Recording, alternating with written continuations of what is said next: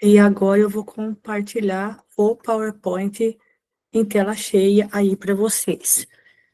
Então, mais uma vez, boa noite para todos, agradecendo a companhia de vocês para o nosso estudo do livro Renúncia. Hoje é o nosso 18º encontro. Estamos no capítulo 4 da primeira parte, cujo título é A Varíola, um momento bastante difícil desse livro, é esse capítulo 4. Então, para dar início às nossas leituras dessa noite, eu vou pedir para a Deoclésia fazer a prece de abertura para a gente. Você, Deoclésia? Pode sim, Malu. Vamos então tranquilizar os nossos corações e assim agradecendo a Deus por essa oportunidade dessas leituras, dessas mensagens que virão, chegarão até nós e que nós sejamos iluminados pelo nosso divino Mestre Jesus Cristo, para que possamos interiorizar essas mensagens e colocá-las em prática. Que Deus abençoe a todos e que façamos um bom estudo. Obrigada, Pai querido, que assim seja. Graças a Deus. Muito bem, gente. Então, aqui do nosso PowerPoint é só isso mesmo, só a apresentação. Então, agora eu vou sair daqui e peço para parar de compartilhar, porque eu vou mudar de tela, e agora eu vou passar para o texto propriamente dito, tá bom? Então, agora aqui é o livro Renúncia. Eu vou colocar... Peraí. Deixa eu colocar em tela cheia, aqui para mim, para vocês. Bom, gente, nós paramos, na verdade, aqui no capítulo 40. Mas vamos dar uma repassada aqui na situação. De vez em quando eu vou tossir um pouquinho, viu? Gente, a situação na casa de Madalena está muito difícil. A mãe havia morrido, um mês mais ou menos depois, explodiu a epidemia da varíola. O pai de Madalena, Dom Inácio, contraiu a doença e estava bastante debilitado. Madalena também contraiu a doença. Todos os criados da casa contraíram a doença e foram levados, porque tinha os carregadores oficiais, e toda casa que tivesse algum doente, a casa era marcada. Faziam uma marca, um sinal, para dizer que naquela casa teve pessoas com varíola. E constantemente os carregadores passavam para ver se tinha alguém para levar, para deixar, na verdade, era abandonar os doentes mais graves num determinado lugar, que eles chamavam de Rua do Forno. Tentei encontrar alguma coisa na internet a respeito, mas não tem nada relacionado a esse local em Paris, por causa da varíola. E então, ali na casa de Madalena, na casa deles, já estava marcado, porque por causa dos criados, dos servos da casa que haviam contraído a doença e todos já haviam sido levados embora. Então, só sobrou Madalena doente, Inácio doente, e deixa eu só ver quem que está querendo entrar aqui. A Sônia. Pronto. E Antero. Antero estava bem de saúde e acabou ali cuidando dos dois, tanto de Dom Inácio quanto de Madalena. E os dois estavam conversando. E aí Madalena pediu a Antero que não deixasse que os carregadores de doentes a levassem para a Rua do Forno, caso ela viesse a piorar. E pediu para que Antero chamasse o tio Jacques, mandasse um emissário até Blois, para que o tio Jacques fosse até lá, até Paris, na casa deles. E aí ele disse que de jeito nenhum ele não deixaria que ninguém a levasse para a Rua do Forno, que eles haveriam de encontrar recursos ou meios, né, de poder cuidar dela e do Dom Inácio. Disse que não seria fácil encontrar um portador, porque naquela época, naquele desespero, né, era muito difícil encontrar até mesmo uma carruagem, uma condução, porque quem podia ir embora de Paris estava indo embora da cidade, né, para não ficar no foco, porque o foco principal era Paris. Então, ele falou que, ao invés de mandar um mensageiro, ele iria escrever uma carta para que o tio Jacques pudesse, o mais rápido possível, ir para Paris, na casa de Madalena.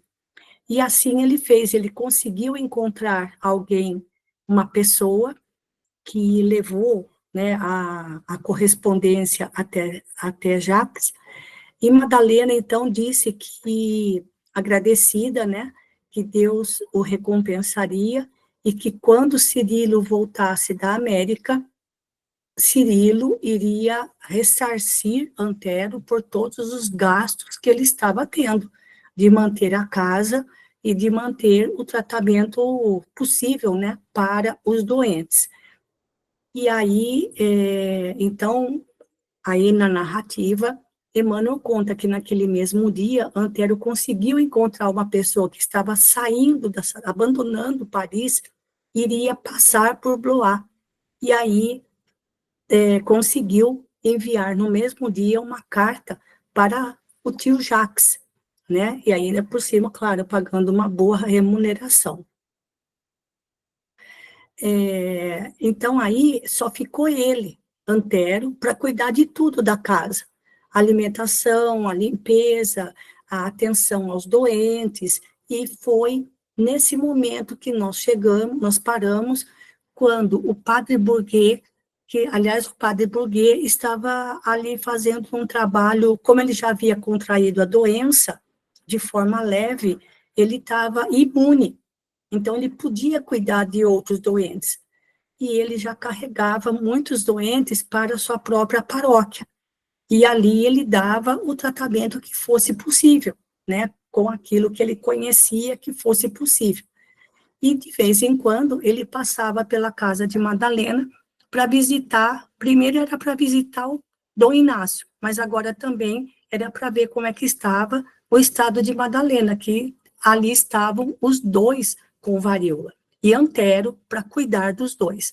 Então, foi aqui que nós paramos, no parágrafo 40. Ritinha, dá para você ler para a gente? Sim, Maroísa, dá. Então, boa noite a todos. Boa noite. O padre Bourguet, em suas visitas periódicas, meneava negativamente a cabeça do velho fidalgo, cujo estado se agravava com prenúncios de morte. Na segunda visita a Madalena, o generoso sacerdote chamou o rapaz ao despedir-se e disse: meu filho, todos os meus deveres nesta calamidade pública têm sido amargos e dolorosos. Eis que devo agora cumprir mais um. Antero fez-se lívido.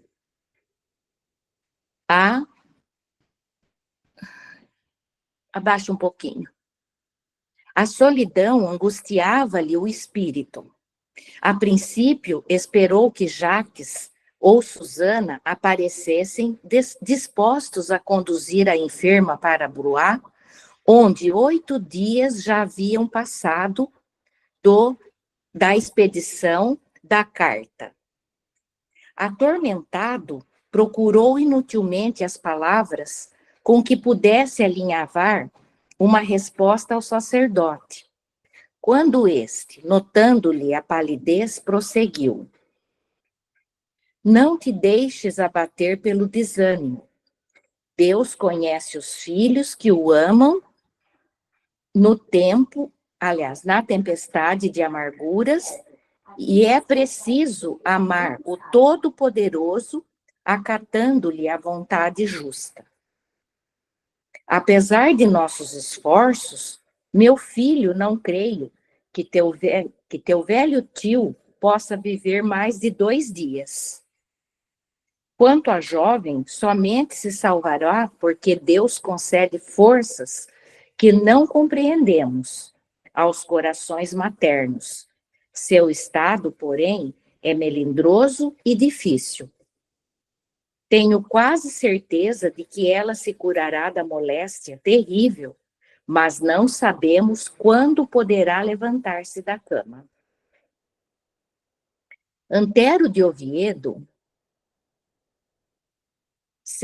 sentiu funda revolta naquele penoso instante da vida. Embora reconhecido a boa vontade do sacerdote, experimentou um desejo forte de enxotá-lo com violência. Não haveria outras novas senão aquelas de angustiados vaticínios? Em outra ocasião, se estivesse diante de um médico, dir-lhe-ia pesados impropérios.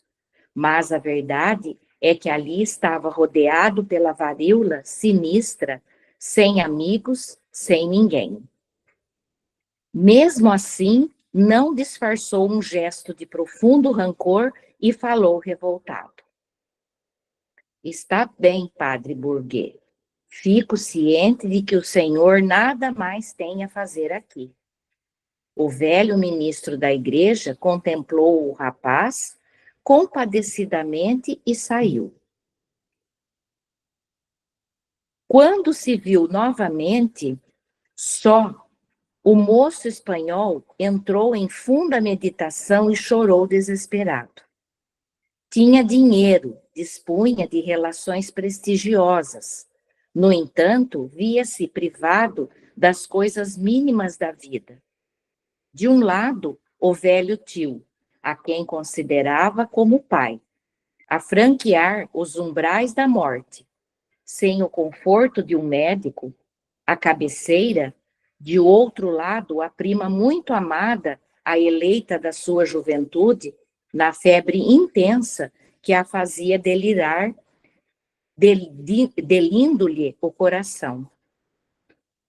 Dona Margarida, amiga maternal de sua infância, risonha, partira para sempre.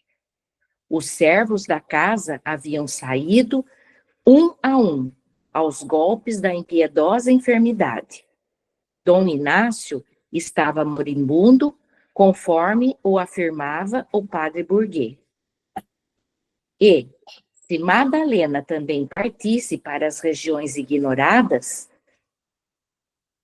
do sepulcro, a esse pensamento, um frio cortante lhe dominou o coração.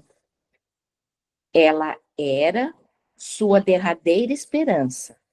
Por que suportar a permanência na França, senão por ela?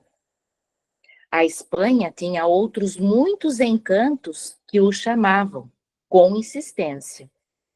Entretanto, sentia quase prazer nos trabalhos pesados de Paris e Versalhes, porque isso lhe dava a oportunidade de vê-la todos os dias. Não fosse a ternura da mãe adotiva, que teria aniquilado Cirilo Davenport antes que ele a desposasse. Tolerara o ato de suas núpcias com o rapaz irlandês, mas nunca renunciaria aos seus propósitos. Por último, perseverava em afrontar a situação perigosa da capital francesa, tão somente por seu amor. No íntimo, reconhecia-se capaz de todos os sacrifícios por Dom Inácio. Entretanto, verificava que ainda isso seria por causa de Madalena. A ideia de que ela pudesse sucumbir no torvelinho das provações amargas amedrontava-o tenazmente. O coração ferido pelos cuidados começou a perturbar-lhe os raciocínios. Passou a pensar fortemente na situação de Cirilo. Era possível que o rival nunca mais regressasse da América distante. Se tal acontecesse, consagrar-se-ia ao único tesouro de sua vida. Buscaria cativar a prima pelas maneiras generosas. Acolheria o fruto do seu enlace ao outro com desvelos paternais. E quem sabe, talvez Madalena lhe reconhecesse a dedicação e cedesse aos seus rogos. Os maus pensamentos rondavam-lhe a mente, e se fugisse com ela para a colônia do sul, seduzindo-a com promessa de encontrarem um marido na América do Norte, não faltariam pretextos para isso, principalmente depois que Dom Inácio Vilamil expirasse. O único empecilho a considerar na realização do execrando projeto seria a presença de Jacques Davenport. Mas quem podia saber o que acontecia lá em Blois? O Antero de Oviedo passou as mãos pela fronte como se quisesse expulsar os planos criminosos que o assediavam. Só um instantinho, Rita. Ritinha, vejam que a situação era muito difícil. E a gente se pergunta, né?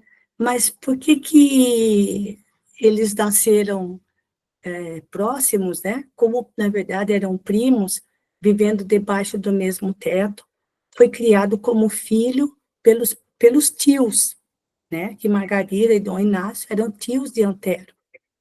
Mas vejam como Deus faz as coisas assim, de maneira sábia, colocando eles para viverem na mesma família e sabendo que a família passaria por momentos de grande provação, não somente material, mas agora de saúde por causa da varíola, seria uma maneira de fazer com que aquele sentimento, aquela obsessão que Antero sentia por Madalena, vendo o sofrimento da prima, grávida, com varíola, separada do marido, sem saber quando o marido voltaria da América do Norte, então, sabendo da situação do tio, que era como um pai para ele, então, todo esse sofrimento em família teria como objetivo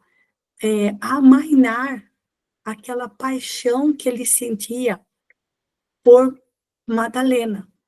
Seus sentimentos eram sinceros. Se ele fosse correspondido, se Madalena realmente correspondesse aos seus sentimentos, e os dois ficassem juntos, ao invés de ele ter se casado com Cirilo, só Deus sabe se a relação conjugal entre eles daria certo. Porque Antero, apesar do sentimento que era sincero, que ele sentia por Madalena, ele era um espírito ainda muito inquieto e bastante atrasado espiritualmente.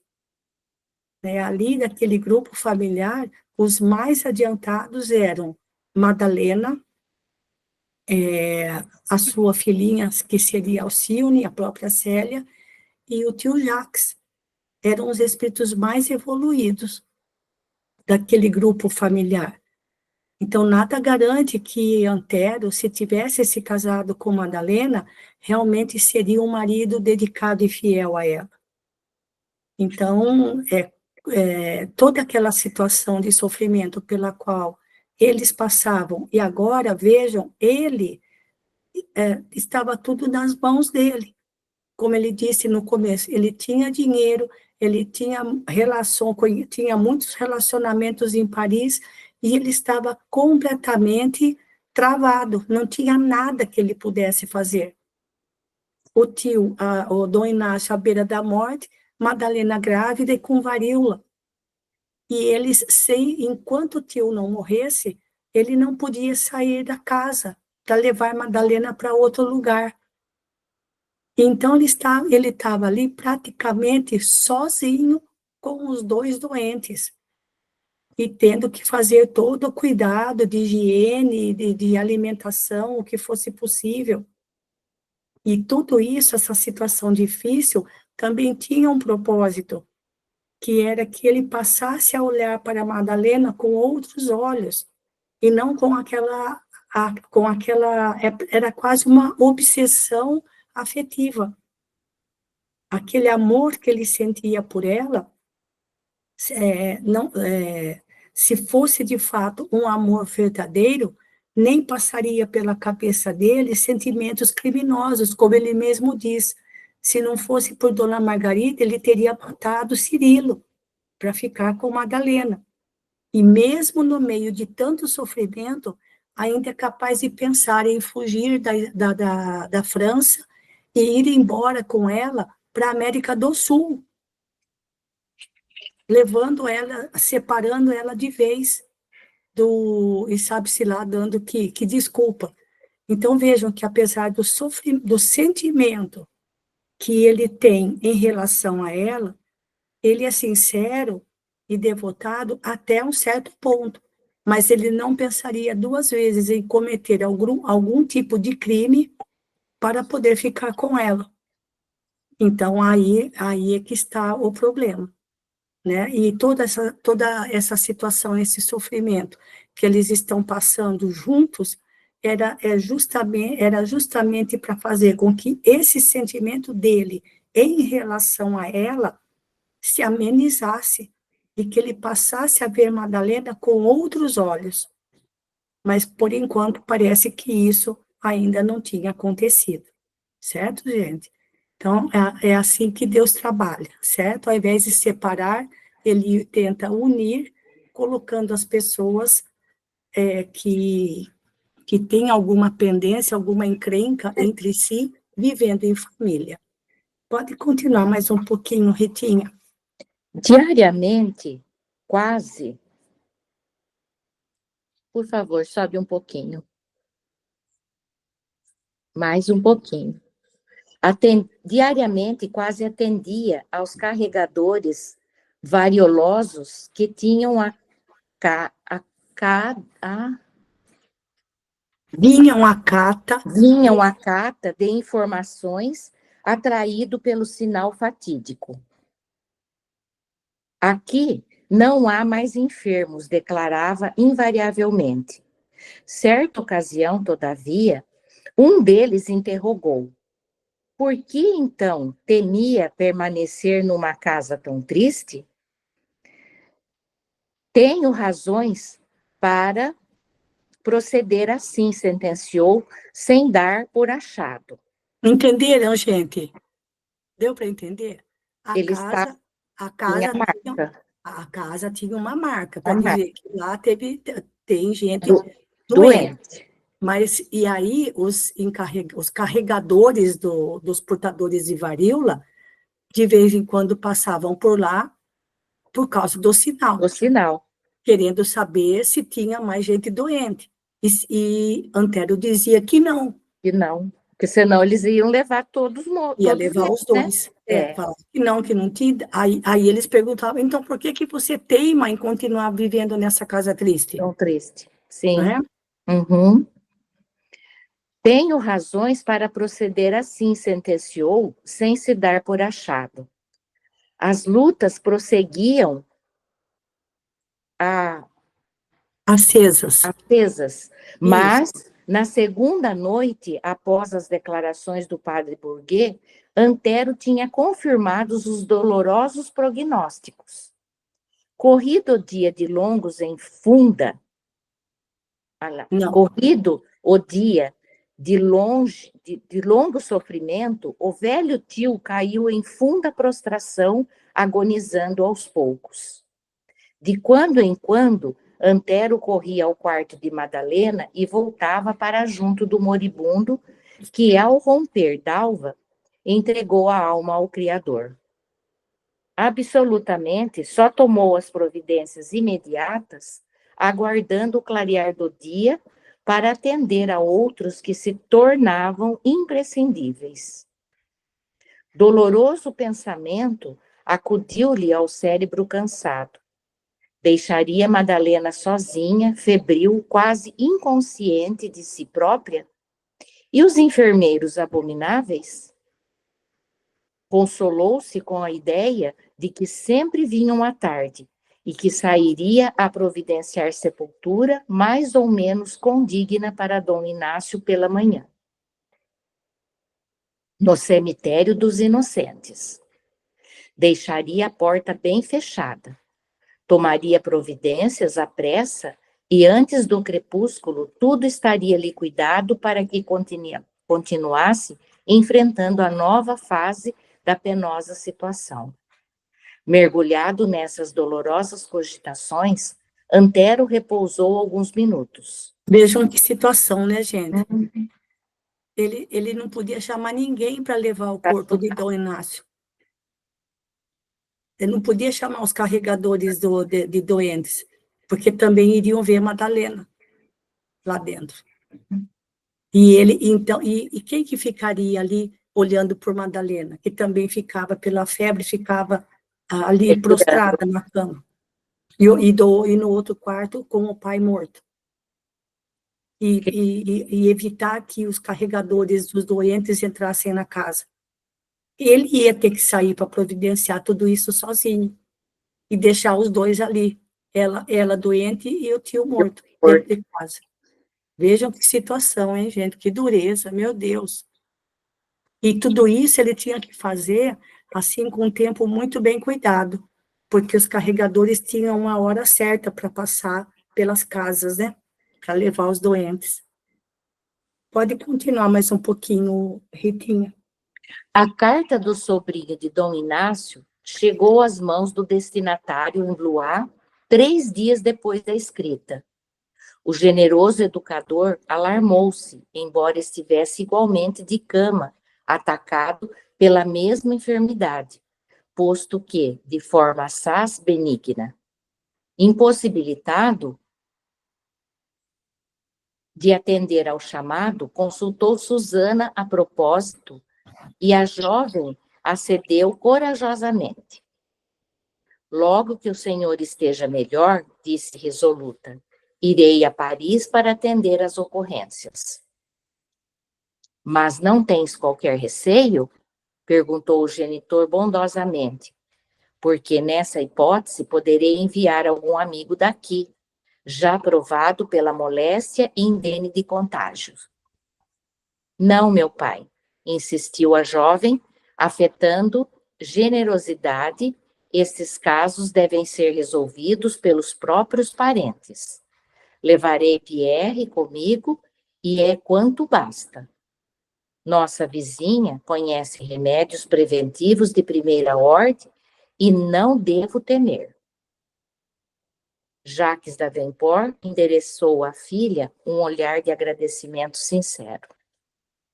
Logo que se acentuaram as melhoras do pai, Susana tomou as providências, chamou Pierre, empregado de sua inteira confiança, e encaminhou-se a Paris, conduzindo um pequeno veículo, todos os reduzidos objetos de socorro de que poderia precisar, tanto em remédios como em armas. À medida que avançava nos caminhos, mais se espantava com a mendicância e a desolação de morte espalhadas por toda parte. Não obstante, o esforço despendido, foi obrigada a pernoitar num dos postos de muda, próximo da cidade, para chegar às portas parisienses, apenas no dia seguinte de manhã. Só um comentário de novo, gente.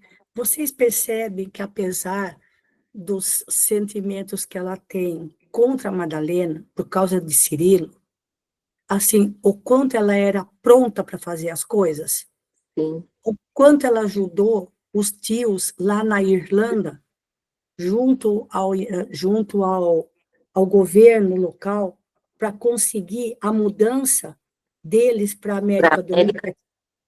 Ela era muito pronta para providenciar essas coisas, para ir atrás de documento, para fazer as coisas. Ela não pensou duas vezes, não.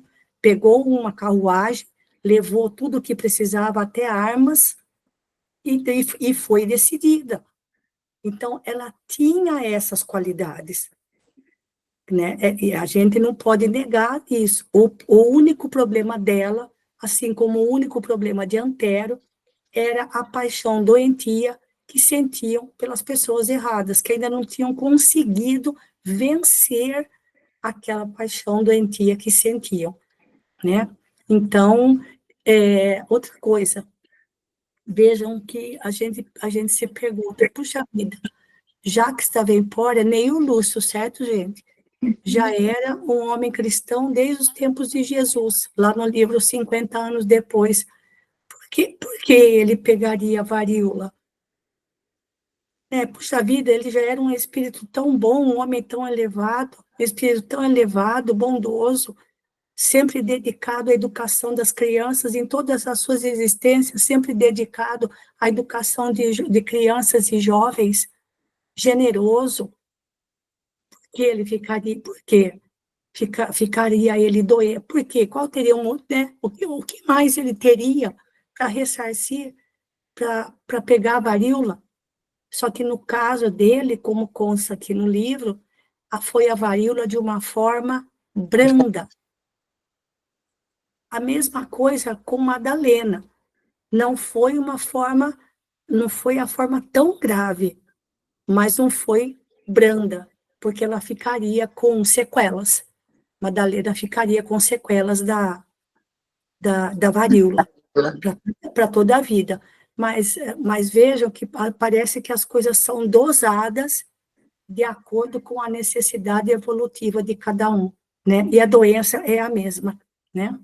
Ritinha, já são mais 8 horas. Você quer ler mais um pouquinho ou que já quer descansar a garganta? Não posso ler, Maroisa. Dá para ler. Então, mais um parágrafo, então. Em frente à casa dos Villamil, em Santo Honorato, Susana entregou as rédeas ao companheiro e encaminhou-se à porta assinalada, algo comovida. Bateu inutilmente. Que teria acontecido?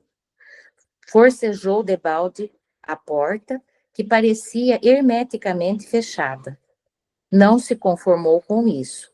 Deu alguns passos, buscando o ângulo lateral da casa que dava para o jardim. Preocupada, empregou toda a força na janela mais próxima, até que esta cedeu, oferecendo fácil passagem. Logo de entrada, pareceu-lhe tudo deserto e tomou-se de assombro, embora a coragem de que dava testemunho. Conhecia o perigo que enfrentava, mas não vacilou. Depois de alguns passos, entrou no quarto onde o cadáver do velho fidalgo jazia, deformado sobre o leito. Não pôde evitar um gesto de espanto. Tinha a impressão de haver ingressado num túmulo. Conteve as emoções mais fortes e avançou para o quarto contíguo, ocupado por Madalena. A situação da esposa de Cirilo impressionou-a fundamente. A filha de Dom Inácio repousava num sonho cheio de abatimento singular. Não obstante a fase eruptiva, quando se atenuam os dolorosos fenômenos do período de incubação, Madalena Villamil estava prostradíssima sobre a pressão de altíssima febre. As moscas terríveis pousavam-lhe no rosto lacerado, sem que ela reagisse de leve. Susana inclinou-se para a rival, amargamente impressionada. Onde estaria Antero de Oviedo? Intuitivamente chegou à conclusão de que o rapaz estaria no cemitério dos Inocentes, providenciando sepultura digna para Dom Inácio. A desolação da casa inquietava-lhe o espírito. Sentia necessidade de alguém para repartir a aflição própria. Voltou à janela e dirigiu-se à rua, desejosa de consultar a vizinhança. Pierre disse ao servo, resoluta: tenho necessidades de colher informes nas casas próximas e recomendo-te muito cuidado na vigilância do animal e também desta morada. Logo que chegue alguém, busca-me sem tardança. Isso, tá bom, Ritinha. Então agora ela ia sair para se Tá, informar, né? tá certo. Mas vejam, gente, também ela, ao ver Madalena naquele estado, né, já com as moscas em cima dela por causa das feridas, né, das pústulas que a varíola provoca na pele, não era para ela se condoer e deixar de considerar Madalena como sendo a sua rival, a sua inimiga, não é? E a mesma coisa o Antero. A situação dela deveria tocar o seu coração, mas vamos ver o que as coisas trarão aí pela frente. Então, a situação é essa, tá bom, gente? Então, Madalena, aliás, quem ficaria ali na frente da casa vigiando seria Pierre, enquanto ela, Susana, ia dar umas voltas por ali para ver se conseguia mais algumas informações, e ela pensou corretamente que Antero deveria ter ido até o cemitério para procurar uma sepultura para Dom Inácio, certo? O problema é ficar vigiando a casa, porque se os carregadores dos doentes chegassem, carregariam tanto Dom Inácio quanto Madalena, certo? E essa era a questão, mas Madalena ainda estava viva, tá?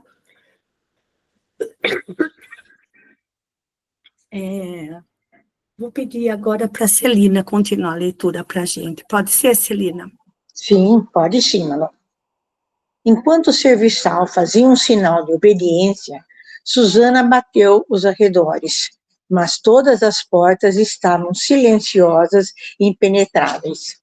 A epidemia alastrara o terror, despovoara os lares, e, além disso, os moradores de Paris não conheciam a camaradagem fraternal da Pacta Blois. Pacata Blois. A moça, porém, não desanimava. Esmurrava portas, chamava, insistia. Ao parar à porta de uma casa mais distante, prosseguindo na diligência inútil, eis que surge Pierre, ofegante, chamando-a. Apressai-vos, porque um grupo de 5 homens, depois de observar o sinal vermelho, arrombou a porta, penetrando na casa. Susana retrocedeu aos saltos. Algumas carriolas fechadas permaneciam na via pública. Num ápice, compreendeu que os execráveis veículos coletavam os mortos na manhã. Grandemente revoltada pela desenvoltura com que agia a turma de socorro, a prima de Cirilo penetrou afoitadamente no interior. 2 homens musculosos começavam a deslocar o cadáver de Dom Inácio Villamil, enquanto 3 outros tentavam erguer Madalena, desalojando-a do leito. Que é isso? Brandou enérgica e estridente. Olha, gente, a desenvoltura dessa Susana.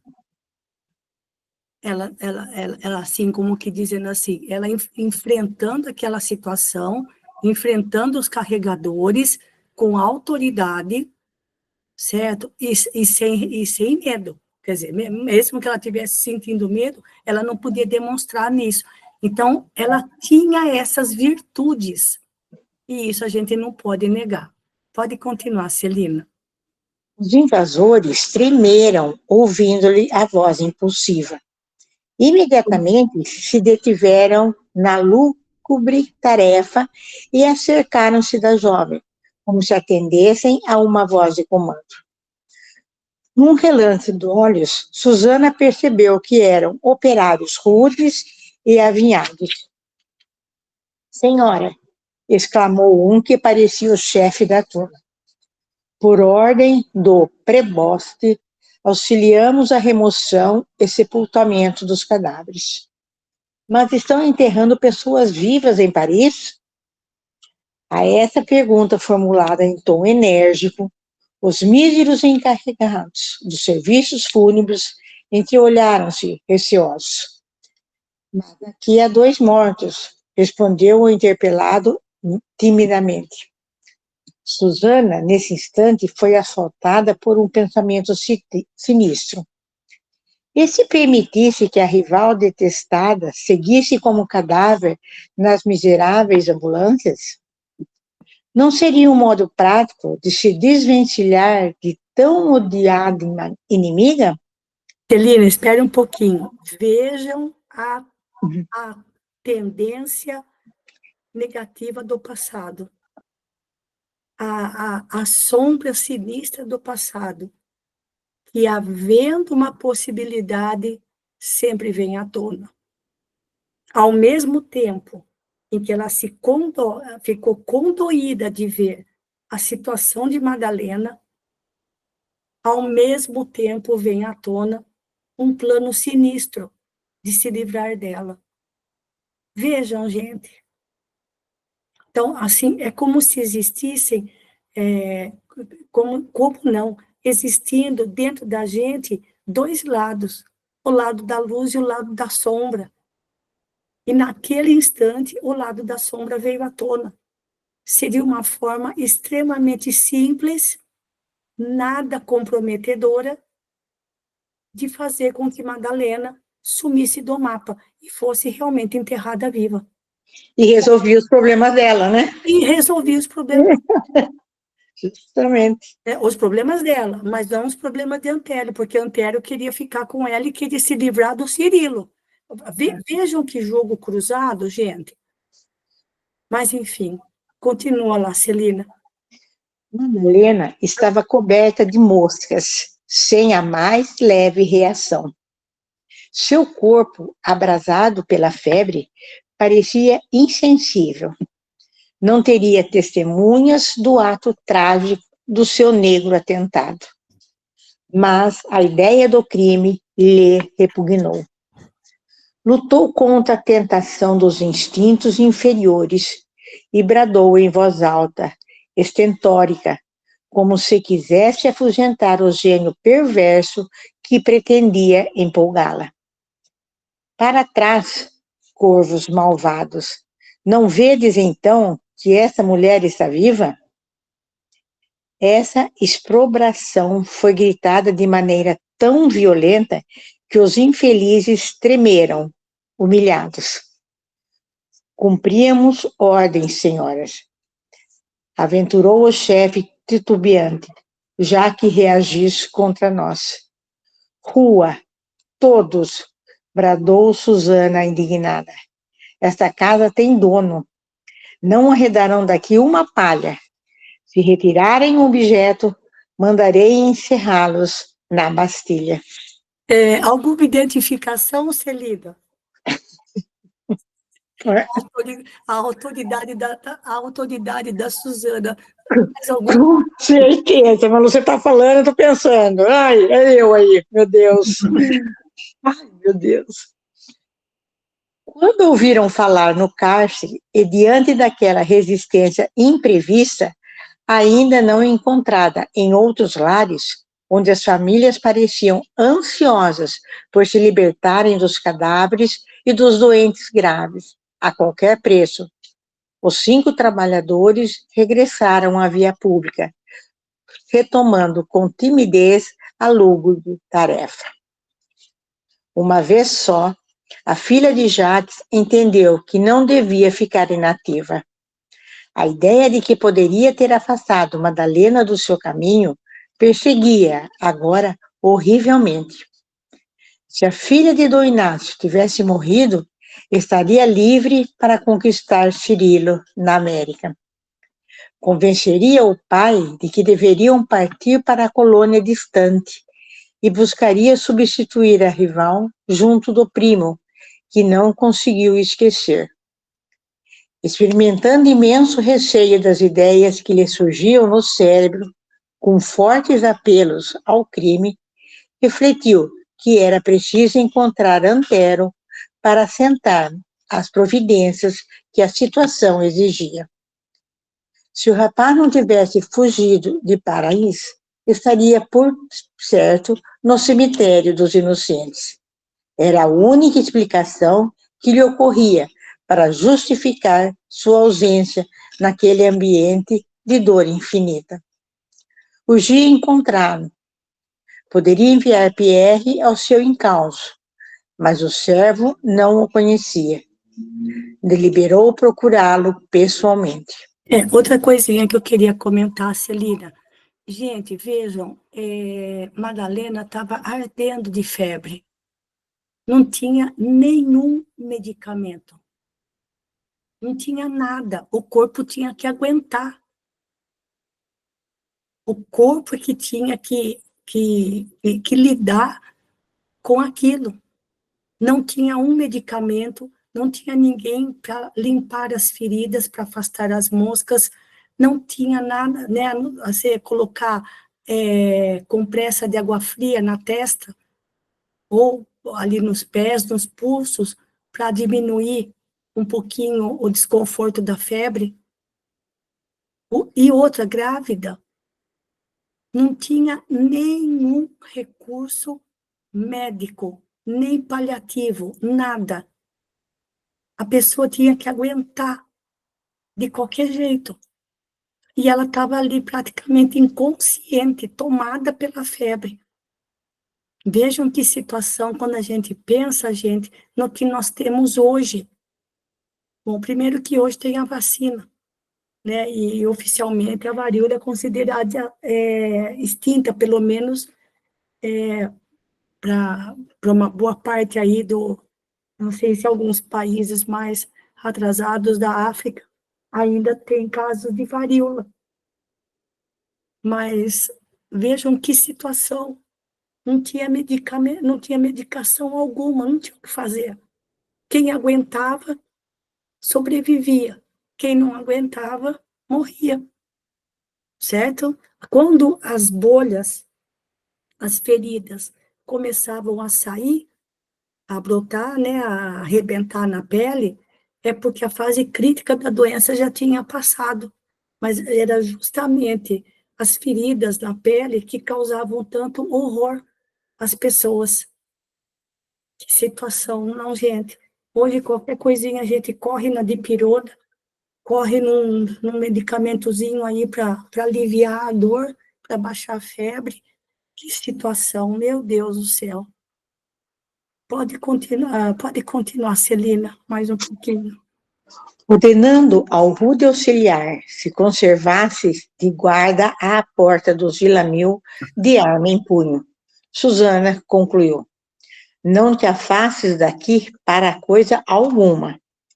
E depois de dar os sinais de Antero como a única pessoa autorizada a transpor aquela porta, tomou a viatura e fustigou o animal a galope em direção ao cemitério dos inocentes. A prima de Cirilo não se enganava. Logo na portaria encontrou o sobrinho de Dom Inácio, que esperava a vez de ser atendido por Gordo Abade, chegado de poucos instantes. Antero acolheu a jovem com infinita alegria. Era alguém que chegava para compartilhar de seus trabalhos e angústias. Susana contou-lhe o feito terrível da manhã e, observando-lhe a inquietação justa, informou que a porta de entrada estava agora sob a guarda de um servidor fiel. O rapaz relatava as lutas e amarguras experimentadas, até que o eclesiástico, velhinho amável e bonacheirão, de rosto marcado pela varíola impiedosa, o chamou para anotar as devidas declarações. Aproximara-se. Muito trabalho, reverendo? Perguntou a moça, desejando amenizar a triste situação. Ah, sim, minha filha. Aqui estou a postos há 3 longos dias, sem companheiros que me substituam. Ainda bem que já sofri a pérfida enfermidade que nos tem castigado com tanto rigor. E o abate Montreuil abriu um caderno de notas provisórias. Susana contemplou curiosamente a nominativa das últimas pessoas sepultadas. Eram os mortos da véspera. Leu um nome que constituía a seus olhos impressionante coincidência. Madalena Villar, espanhola, procedente do Arrebalde de Santo Honorato, com 20 anos de idade. Gente, é muita coincidência. Muita coincidência. Susana, não mais. O mesmo nome, espanhola, e vivendo no mesmo bairro, e com a mesma idade de Madalena. Agora vem, apesar de toda a prontidão de Susana para ajudar, agora o seu lado sombra vem à tona. Vai lá, Celina. Susana não mais ouviu as declarações de Antero ao superintendente do grande estabelecimento funerário, para só pensar nas ideias extravagantes que lhe acudiam ao cérebro atormentado. Defender a rival contra os carregadores infames, mas também não queria perder a sua oportunidade em renovar a grande tentativa de suas paixões inferiores. Reagir ao impulso criminoso de incluir a esposa de Cirilo entre os cadáveres destinados à vala comum. E agora estava considerando que se o plano constituísse uma falta, essa não seria tão grave aos seus olhos. O nome da morta, ali registrado fortuitamente, sugeria-lhe um rol de projetos nefandos. A rival poderia passar, doravante, por morta, se Antero de Oviedo aderisse aos seus propósitos. Bastaria modificar o nome Vilar para Villamil.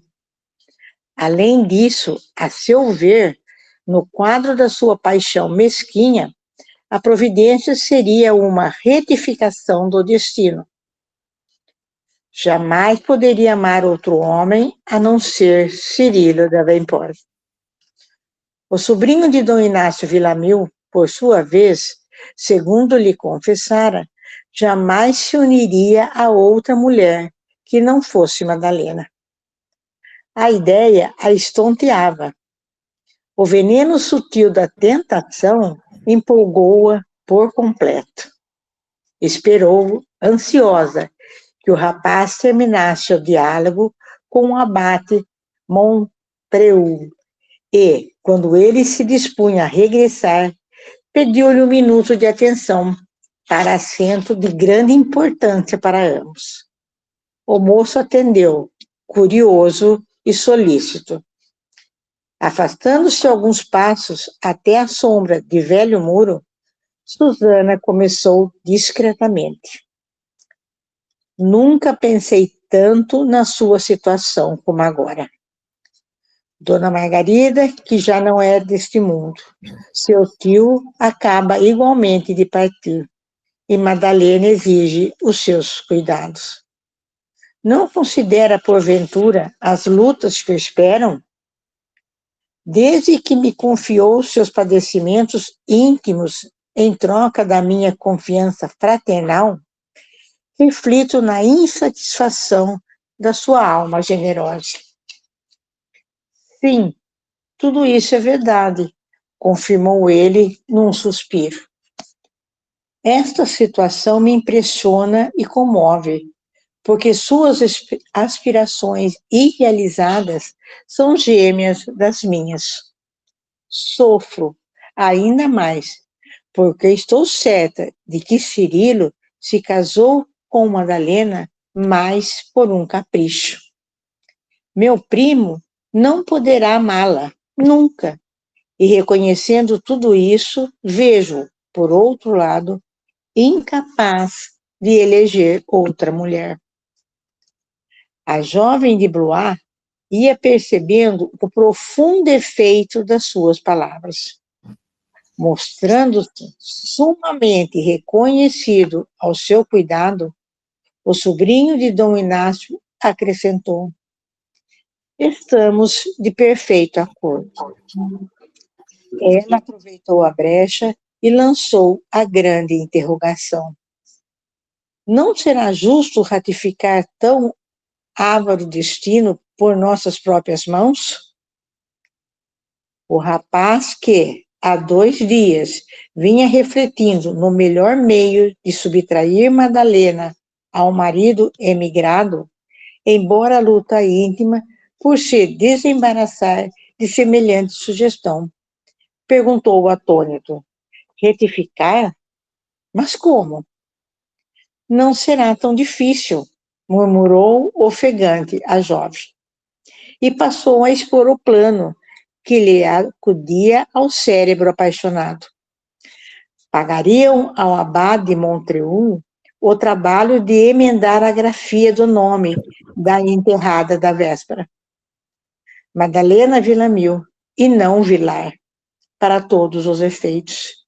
Identificariam o sepulcro com adornos preciosos, antes que eventuais interessados pretendessem descobrir qualquer engano.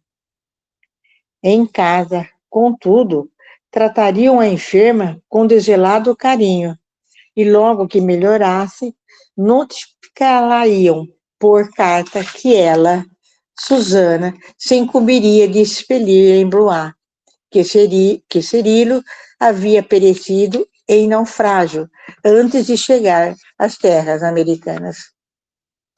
Naturalmente, grande desgosto lhe adviria, mas Antero buscaria distraí-la, levando-a para a Espanha, ou mesmo para a colônia sul-americana, onde já tinha parentes. Ela, Susana, compeliria o velho pai a partir e procuraria renovar seus ideais amorosos junto do homem amado, enquanto ele, Antero, conquistaria a prima, acenando-lhe com um risonho por ver. Isso, nós vamos parar por aqui. Esse foi o plano macabro, gente.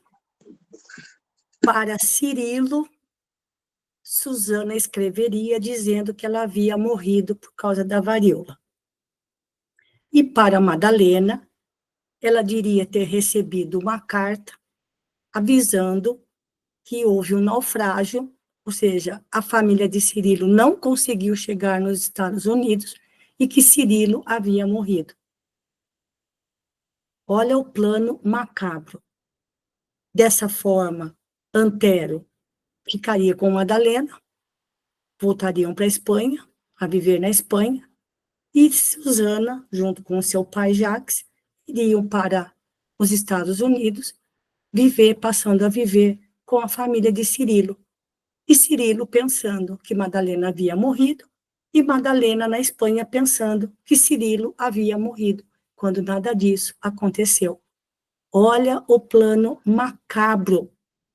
Em poucos segundos, ela conseguiu elaborar quando viu o nome de uma pessoa muito semelhante ao nome de Madalena Villamil.